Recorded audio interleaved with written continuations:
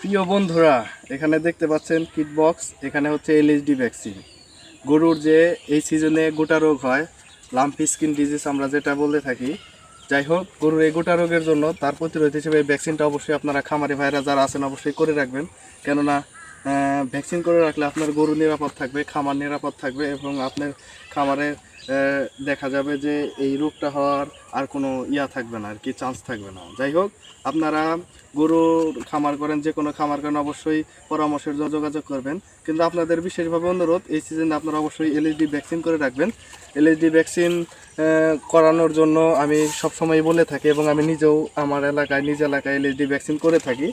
আপনাদের এই সতর্কবার্তা অগ্রিম দেওয়ার উদ্দেশ্য এটা যে আপনাদের খামার ভালো থাকলে আমরাও হ্যাপি থাকি। হ্যাপি বলতে ডাক্তাররা কখনোই চায় না যে গরুর রোগ বালাই হোক।